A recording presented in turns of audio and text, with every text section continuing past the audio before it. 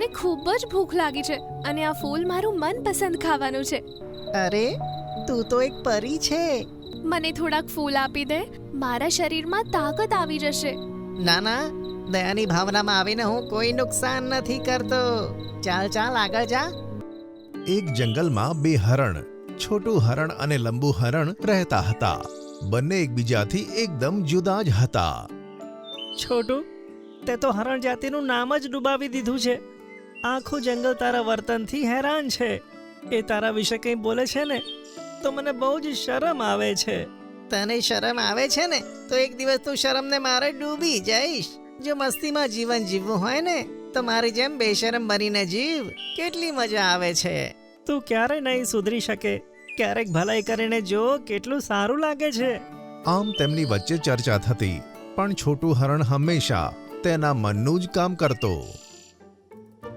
એક દિવસ છોટું હરણને બાગમાં કેટલાક ફૂલ જોવા મળ્યા. અરે વાહ, આ ફૂલ તો કેટલા સુંદર અને રસથી ભરેલા છે. ચલો એને ખાઈ લઉં છું. તે ફૂલોને ખાવા લાગ્યો અને થોડે દૂર લંબુ હરણ પણ તે જ ફૂલ ખાતો હતો. તેમણે ફૂલ ખાધા અને પછી પેટ ભરાઈ ગયું.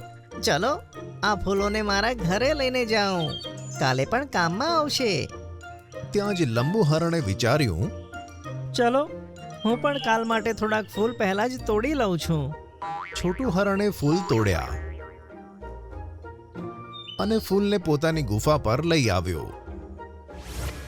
લંબુ હરણે પણ બીજા બાકીના ફૂલો તોડ્યા અને પોતાની ગુફાએ લઈને આવી ગયો. વાહ, કાલનો હિસાબ તો થઈ ગયો. ચલો હવે સૂઈ જાઉં.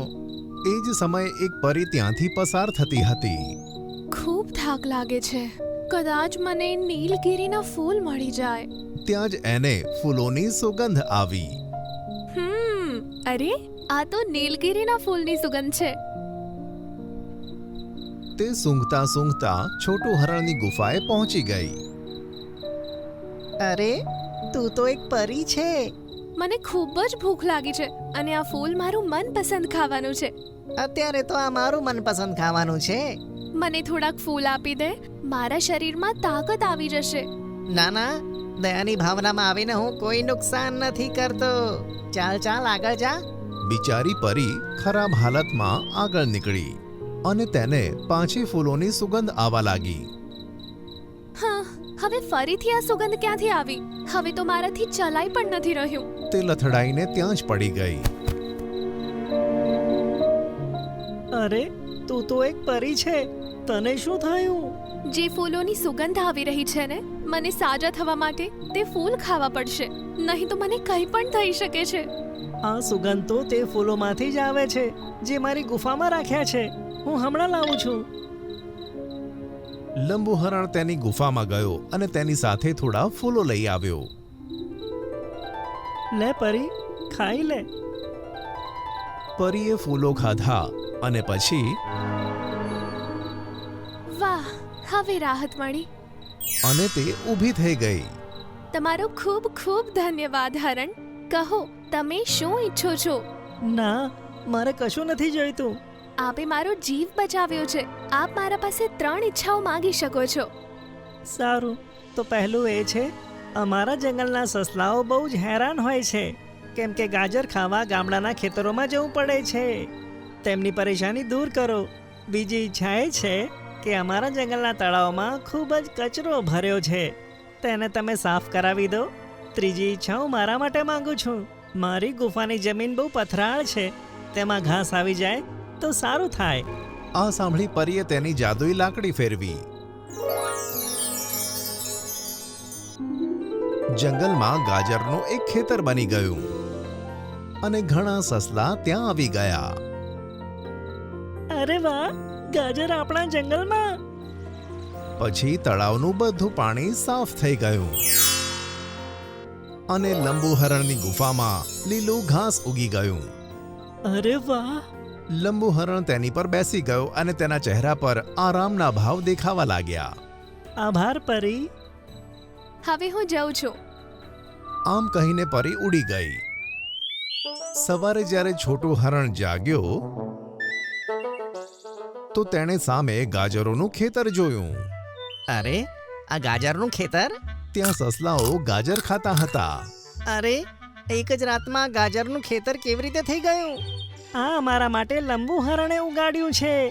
લંબુએ? હા, એ તારા જેવો નથી. બધા માટે સારું જ વિચારે છે. આવ્યો મોટો સારું વિચારવા વાળો. આમ કહી છોટું હરણ તળાવે પહોંચ્યો. અરે આ તળાવ આજે સાફ સુથરું કેમ લાગે છે? આ તળાવ લંબુ હરણે સાફ કરાવ્યું છે. ક્યાં એ અને ક્યાં તું? લાગતું નથી કે તમે એક જ જાતિના છો. આ લંબુએ તો હદ જ કરી નાખી. છોટું હરણ લંબુ હરણની ગુફાએ પહોંચ્યો. અરે આ લીલું ઘાસ તારી ગુફામાં કેવી રીતે ઉગ્યું? આ ઘાસ એ જ પરીએ ઉગાડ્યું છે કે જે કાલે જંગલમાં ભૂખી તરસી ફરતી હતી. મેં એને ખાવાનું આપ્યું તો એણે મને 3 ઈચ્છાઓ આપી. તો મેં ગાજરનું ખેતર, તળાવની સફાઈ અને મારી ગુફા માટે ઘાસ માંગ્યું. અરે યાર, આ તો મારાથી બહુ મોટી ભૂલ થઈ ગઈ. છોટું હરણ તેની ગુફામાં ગયો અને ત્યાંથી તે ફૂલો ઉઠાવી લીધા અને પછી પરીને શોધવા લાગ્યો. ક્યાં છે આ પરી? ક્યાં જતી રહી? એવામાં એક ઝાડ પાસે તેને પરી બેઠેલી જોવા મળી. આલે પ્યારી પરી. અરે તું તે તો ગઈકાલે મને ફૂલ આપવાની ના પાડી દીધી હતી ને? હા, ના પાડી હતી, પણ આ ખાસ તારા માટે લાવ્યો છું. ઠીક છે, પરીએ ફૂલ લીધા અને ખાધા પછી બોલી, ધન્યવાદ. ના, એમ કામ નહીં ચાલે. તારે મારી પણ 3 ઈચ્છાઓ પૂરી કરવી પડશે. ઠીક છે, માગો. આ સાંભળી છોટું હરણ થોડું વિચારવા લાગ્યો અને બોલ્યો કે સૌથી વધારે મુશ્કેલી ખાવાનું શોધવામાં થાય છે. તો તું એક કામ કર કે જ્યાં હું ઊભો છું ને તે એકદમ સ્વાદિષ્ટ ફળ ઉગાડી દે. નાના નાના છોડ કે જેમાં ઘણા ફળો ઉગ્યા હોય અને હું આખો દિવસ આરામથી બેસીને તેમને ખાધા કરું. ઠીક છે. પરીએ લાકડી ફેરવી અને ઘણા બધા ફળોના છોડ ત્યાં ઉગી નીકળ્યા. બીજી ઈચ્છા પૂરી કરવી હોય ત્યારે મને બોલાવી લેજે, હું આવી જઈશ. અરે વાહ, મજા આવી ગઈ. છોટું હરણ તે ફળોને મજાથી ખાવા લાગ્યો અને પરી આકાશમાં ઉડી ગઈ. આમ ઘણો સમય ચાલતું રહ્યું. અરે આ છોટું હરણ પાસે ફળોના આટલા છોડ કેવી રીતે આવ્યા? મને આ બધા પરીએ અને અચાનક છોટું હરણ સફરજન ખાવા લાગ્યો. અરે હું પોતાને રોકી કેમ નથી શકતો? અને છોટું હરણ પાછો સફરજનને ખાવા લાગ્યો. અરે આ પાગલ તો નથી થઈ ગયો?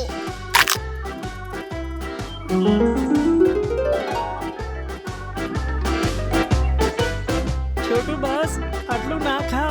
તારું પેટ પણ ફૂલવા લાગ્યું છે. મારે નથી ખાવું પરી. એવામાં પરી ત્યાં આવી પહોંચી. શું થયું? મારે હજુ નથી ખાવું, મને રોકો. તારી ઈચ્છા હતી ને કે તું આખો દિવસ પડ્યા પડ્યા આરામથી ખાયા કરે, તેથી આવું થઈ રહ્યું છે. અરે બાપ રે. આમ કહી છોટું હરણ ફરીથી સફરજન ખાવા લાગ્યો. ઠીક છે, હું તેને રોકી દઉં છું. પરીએ જાદુ કર્યું અને છોટું હરણ ખાવાનું બંધ કરે છે અને બધા છોડ ગાયબ થઈ ગયા. હે ભગવાન. અને તે જમીન પર પડીને મોટા મોટા શ્વાસો લેવા લાગ્યો. ચલો પરી, હવે મારું પેટ અંદર કરી દે, નહીં તો એ ફાટી જશે. ઠીક છે, કરી દઉં છું. પરીએ જાદુ કર્યું અને તેનું પેટ અંદર થઈ ગયું. Thank you. ચલો પરી, હવે મારી બીજી ઈચ્છા પૂરી કર. બીજી નહીં, હવે તો તારી 3 ઈચ્છાઓ પૂરી થઈ ગઈ છે. 3 એટલે? એટલે કે પહેલી ઈચ્છા કે આખો દિવસ ખાતો રહું, બીજી ઈચ્છા તને ખાતા ખાતા રોકી દઉં અને ત્રીજી ઈચ્છા કે તારું પેટ હું પહેલા જેવું કરી દઉં. આ સાંભળતા જ છોટું હરણનો ચહેરો ફિક્કો પડી ગયો. ધત તેરી કી. તે જે પણ માંગ્યું પોતાના માટે જ માંગ્યું, એટલે તને કોઈ ફાયદો ના થયો. જે બીજાનું સારું કરે છે ને તેમની સાથે પણ સારું થાય છે. પરી, મારી જોડે હજુ પણ ફૂલ રાખ્યા છે, ચલો હું તને ખવડાવી દઉં. આ સાંભળી પરી જોરથી બૂમ પાડે છે ના. અને પરી આકાશમાં ઉડી ગઈ. બીજા બધા જાનવરો પોતાનું પેટ પકડીને જોર જોરથી હસવા લાગ્યા. ગરમીના દિવસો શરૂ થઈ ચૂક્યા હતા. મીઠું એક વૃક્ષની છાયામાં બેઠો હતો. ત્યાં જ આકાશમાંથી એક ચકલી તેની સામે આવીને પડી, જેની પાંખો ઘવાયેલી હતી. ક્યાં ગઈ ચુનમુન? આજે નહીં તો કાલે હું તને મારો શિકાર બનાવીને જ રહીશ. આમ કહીને પેલો બાજ ત્યાંથી ઉડી ગયો. અરે તને વાગ્યું કઈ રીતે? એ બાજે હુમલો કર્યો તો. એ તો હવે જતો રહ્યો. તારું નામ શું છે? મારું નામ ચુનમુન છે. બહુ જ સરસ નામ છે. તું મારી સાથે ચાલ. જ્યાં સુધી તું ઠીક ના થઈ જાય ત્યાં સુધી તું મારા ઘરે રહી શકે છે. સાચે? હા, હું અને મમ્મી તારું સારી રીતે ધ્યાન રાખીશું. ચુનમુન ખુશ થઈ અને મીઠુની સાથે એક ગુફામાં પહોંચી. ત્યાં મીઠુની માતા મેના એક લાલ પથ્થર પાસે બેઠી હતી. પથ્થર દેખાવમાં ખૂબ જ સુંદર હતો. અરે, તું તો બહુ સુંદર ચકલી છે ને. શું નામ છે તારું? અને તને આ વાગ્યું કઈ રીતે? મારું નામ ચુનમુન છે. ગોલ્ડી નામનો બાજ મારી પાછળ પડ્યો છે. આજે એનાથી જ બચતા બચતા હું તમારા જંગલમાં આવી પહોંચી. મને એનાથી બચીને ભાગતા જ આ વાગી પણ ગયું. ચલો, કોઈ વાંધો નહીં. જ્યાં સુધી તું ઠીક ના થઈ જાય ત્યાં સુધી અમારી સાથે રહી શકે છે. આ સાંભળીને મીઠું ખૂબ જ ખુશ થઈ ગયો અને ચુનમુન પણ તેમની સાથે ગુફામાં રહેવા લાગી. મીઠું, એક વાત નથી ખબર પડતી. તારી ફેમિલી બીજા પક્ષીઓની જેમ માળામાં કેમ નથી રહેતી? અને તારી મમ્મી જે પથ્થર પાસે બેસી રહે છે એનો રંગ રોજ કઈ રીતે બદલાઈ જાય છે? આમ તો આ રહસ્ય છે, પણ તું મારી સારી મિત્ર છે એટલે જણાવું છું. એ એક જાદુઈ પથ્થર છે. આ શિયાળામાં અમારા જંગલમાં એક જાદુઈ પરી આવીને પડી હતી. એની તબિયત ઠીક નહોતી અને એની તબિયત ઠીક કરવા માટે એને અમારા જંગલમાંથી વાદળી રંગનું ફૂલ જોઈતું હતું. અમે બધા જાનવરોએ મળીને એને કેટલા દિવસો સુધી એ વાદળી રંગનું ફૂલ ખવડાવ્યું હતું અને એ થોડા જ દિવસોમાં ઠીક થઈ ગઈ હતી. જતા પહેલા એણે અમને આ પથ્થર આપ્યો હતો અને કીધું તું કે ઉનાળામાં આ પથ્થર રોજ એક નવો રંગ ધારણ કરશે.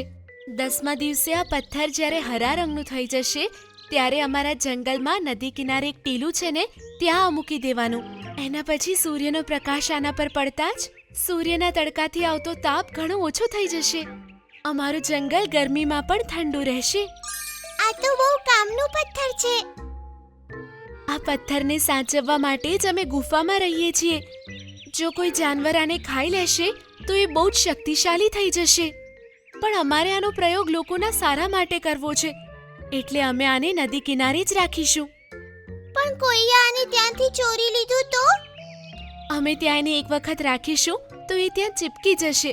બસ અમારે ખાલી એને સાચવવાનો છે. સારી વાત છે. આજથી હું પણ એનું ધ્યાન રાખીશ. હવે પથ્થરને રંગ બદલતા 9 દિવસ વીતી ચૂક્યા હતા. તે રાત્રે મીઠું, મેના અને ચુનમુન ગુફામાં સૂતા હતા. જ્યારે સવારે મીઠું અને મેના જાગ્યા ત્યારે તેમણે જોયું કે ચુનમુન અને પથ્થર બંને ગુફામાંથી ગાયબ હતા. ત્યાં જ શેરખાન પણ કેટલાક જાનવરો સાથે ત્યાં આવ્યો. આજે 10મો દિવસ છે. તે પથ્થરને ટેકરા ઉપર લગાવવાનો ટાઈમ છે. ક્યાં છે તે પથ્થર? આ સાંભળીને મીઠું અને મેનાએ તેમને બધી વાત કહી દીધી. તમે બંને જણાએ બહારથી આવેલી ચકલી ઉપર કઈ રીતે વિશ્વાસ કર્યો? હું એને ક્યાંકથી પણ શોધીને લાવીશ. ચુનમુન ચોરી ના કરી શકે. મને ખબર છે ગોલ્ડી બાજ જ એને અને પથ્થરને લઈ ગયો હશે. મીઠું તેને શોધવા ત્યાંથી નીકળી ગયો. જંગલમાં ગરમીને કારણે મહામારી ફેલાઈ ગઈ. વૃક્ષોના પાંદડા ખરવા લાગ્યા. ગરમીને કારણે ઘણા જાનવરોની તબિયત ખરાબ થઈ ગઈ. મીઠું બપોર સુધીમાં એક જગ્યાએ જઈ પહોંચ્યો જ્યાં ચુનમુન અને ગોલ્ડી બંને હતા અને પથ્થર પણ તેમની વચ્ચે રાખ્યો હતો. ચુનમુન, હું આવી ગયો. તારે ડરવાની જરૂર નથી. ચુનમુન, તું આને બતાય. એને લાગે છે કે એ તને અહીંયા બચાવવા આવ્યો છે. એને તારી અસલિયત બતાવી દે. મીઠું, હું અને ગોલ્ડી એકબીજાના દુશ્મન નથી. એ દિવસે મેં જે કર્યું એ બધું નાટક હતું. મારે ખાલી ખરાબ તબિયતનું નાટક કરીને તારા ઘરમાં ઘૂસવું હતું અને પછી એ પથ્થર લાવીને ગોલ્ડીને આપવાનો હતો. એનો મતલબ શેરખાન બરાબર કહેતા હતા. તું દગાબાજ છે. અમારે તારા પર ભરોસો નહોતો કરવાનો. હવે બહુ થઈ ગયો ડ્રામા. ગોલ્ડીએ મીઠુને ચાંચ મારી મારીને ઘાયલ કરી નાખ્યો. તેને દોરડા વડે બાંધ્યો અને પથ્થર તરફ જવા લાગ્યો. ચુનમુન, આને રોક. અમારા જંગલના જાનવરો ગરમીથી બહુ હેરાન છે. જો આ પથ્થર ત્યાં નહીં પહોંચે તો એ બધાનો મરવાનો વારો આવશે. હવે મારાથી શક્તિશાળી કોઈ નહીં હોય. હું આ પથ્થરને ગળી જઈશ તો ઘણી બધી શક્તિઓ મારામાં આવી જશે. ગોલ્ડીએ હસતા હસતા તે પથ્થરને પોતાની ચાંચમાં મૂક્યો અને ગળી ગયો. પણ બીજી જ ક્ષણે તેનું હસવાનું રોકાઈ ગયું અને તેનો શ્વાસ રૂંધાઈ ગયો. આ શું થઈ રહ્યું છે મારા ગળાને? ગોલ્ડી, તું જે પથ્થર જાદુઈ સમજીને ગળી ગયો એ સાદો પથ્થર હતો. આ સાંભળીને મીઠું હેરાનીથી ચુનમુનને જોતો રહી ગયો. મેં તારા કહેવા પર એ પથ્થર ચોરી તો લીધો, પણ પછી મને થયું કે જે પક્ષીઓએ મારું આટલું ધ્યાન રાખ્યું અને જે બધાની ભલાઈ ઈચ્છે છે એમની સાથે દગો કરવો ઠીક નથી. એટલે જ મેં પથ્થર જેવો સાદો પથ્થર શોધ્યો અને તને આપી દીધો. આ સાંભળીને ગોલ્ડીના ગુસ્સાનો પાર ન હતો, પણ તેના ગળામાં પથ્થર ફસાઈ ગયો હતો, જેના કારણે તેને ખૂબ જ તકલીફ થતી હતી.